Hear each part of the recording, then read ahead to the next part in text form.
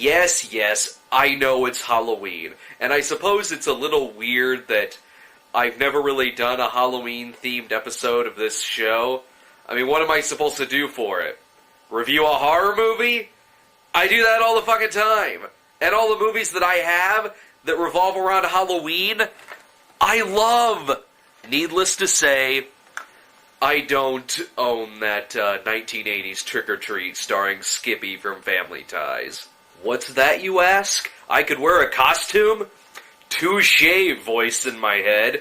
Well, I'm sure there's a mask around here somewhere. There we go. Let's see here. Put this on. Huh. Yeah. Yeah, that's not too bad. It's kind of...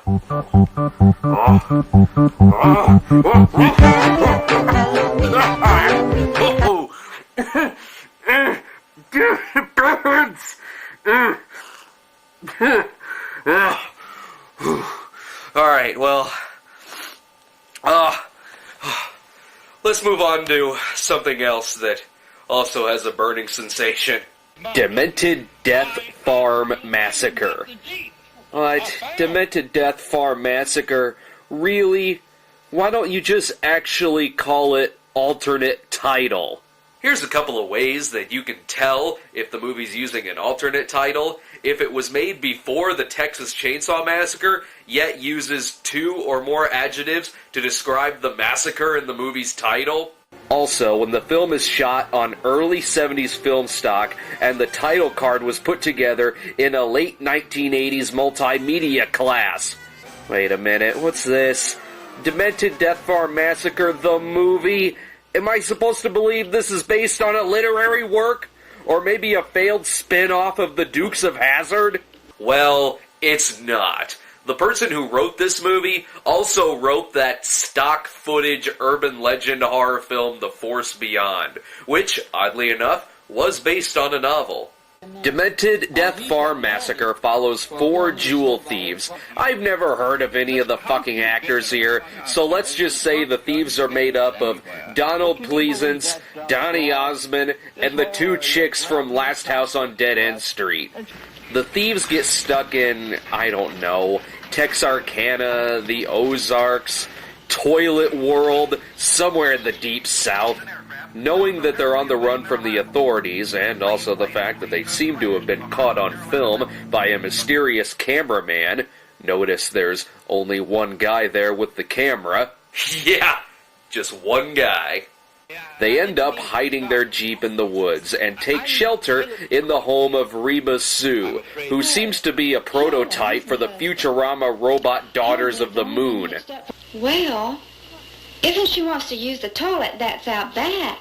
But if she's wanting to take a bath, the tub's in the kitchen. Oh, cut that out! You're about as southern as Gordon Gekko. Trouble starts brewing when Reba Sue's husband Harland comes home with the Jeep that he discovered in the woods. In case you're curious, Harlan, or as I like to call him, Bluto's back hair, is a religious moonshine salesman, only he doesn't really have the best customer service in the world. Want to hear what I did for all them nice men to give me all that money, Harlan? Yikes. Okay, so there we have the setup for our characters. Who do we root for in this? Do we root for Dr. Loomis? Now you listen to me and listen good, you rotten little bitch. Eek, no, he's going into telephone territory there. Alright, so how about Mormon Boy Wonder? What's wrong with it? Not a thing, baby, not a thing. I would call him a douche, but that would just make your vag smell worse. Any of the 2 girl bandits? Maybe you could bathe half of your body at one time. I'd be glad to hold your feet in the air while you bathe the top half. But if you did that, she would drown. Oh, really? Why the hell is she a bandit anyway? What purpose would she have served? If she was the getaway driver, well, they're lucky she didn't trade their car for magic jelly beans. Licorice jelly beans, too. Reba Sue is so doe-eyed that I'm getting starch ingestion just watching her. So, That just leaves one man to root for. Harlot, woman of evil, forcing a man of God into your house of sin and shame, just 'cause she has to earn a living, you shall be punished for your wanton ways, whore. Hey, say what you will now, but that character later went on to lead the National Republican Party. Stuck at Casa de la Harland, the thieves try to pass the time by either seducing Reba Sue or by making themselves jealous. Really? You're fighting over this guy? What the fuck? I can't even get zombies to fight over me. The fight between this stripper Civil War reenactment ends with one of the thieves getting killed by Reba Sue. But don't worry about that, because they've got better codfish to fry when they try taking over Harlan's moonshine business. Oh, come on! How hard is it really to start a moonshine business? I've got paint thinner and Windex in the cupboard over there. Done. Moonshine business. And apparently, when you hold rednecks hostage, you two turn special needs. Is that a real gun?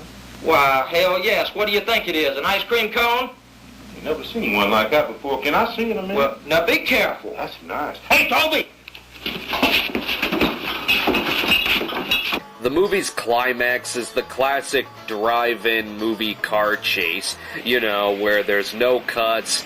They just film one car driving fast down the road, then film the other car coming right behind them. If you're lucky, maybe they'll even try to turn the camera to follow one of the cars. I wish I could say that that's Demented Death Farm Massacre. I mean, Demented Death Farm Massacre, the movie, in a nutshell. But it's not. It has a backstory. Let's start with what is probably the original title. Okay, so it's probably got some basic original title like Moonshine Bandits or Southern Uncomfort or something ridiculous like that. Let's take a look.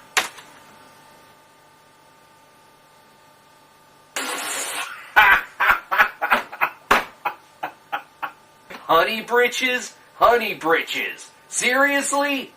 That's the dumbest fucking title I've ever heard in my life. That's like if you found out that the original title for Fatal Attraction was My Whittle Schmoopy Whoopy Whoopy. And check this out. There's more than one alternate title, and they don't make any fucking sense either. We got stuff like Shantytown Honeymoon, Moonshiners Women, Hillbilly Hooker, and my favorite, Little Whorehouse on the Prairie.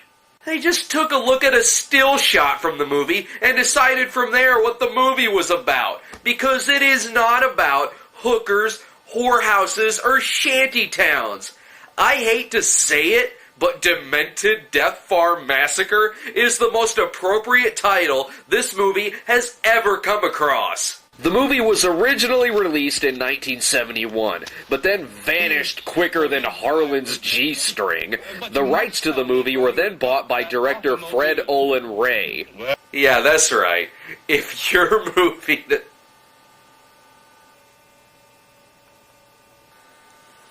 If your movie doesn't do any good, just let Fred Olin Ray handle it. Oh yeah, the guy who did Hollywood Chainsaw Hookers and Bad Girls from Mars.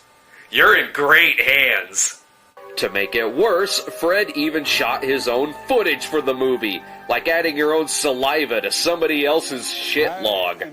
Fred shot about 5 minutes worth of footage of a very confused-looking John Carradine supposedly playing Satan and spouting off nonsensical jargon that is supposed to reflect on the rest of the movie, as if the movie is a story that Satan is telling us.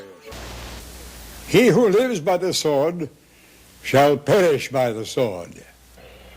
Yeah, well, actually, more like a pitchfork. Something tells me that Fred did this only so he could give himself a co-directing credit. What the hell kind of bullshit is that? I insert my own footage with movie clips all the time. I had no idea I could give myself a co-directing credit.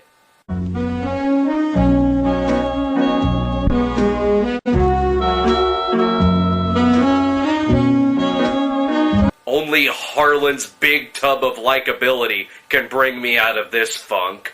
Triumph, you speak with the serpent's tongue. Ye committed sins of the flesh with them devils right here in my own house and even in my own bed. You whore. Harlan, shut up.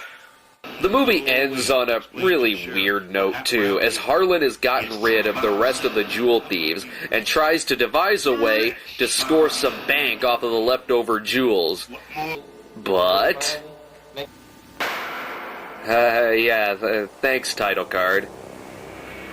You don't need to remind me of that, for the Lord hath taken away the VCR for my godfather, yet left me a DVD player for thine demented Death Farm Massacre. Good God, she's dead.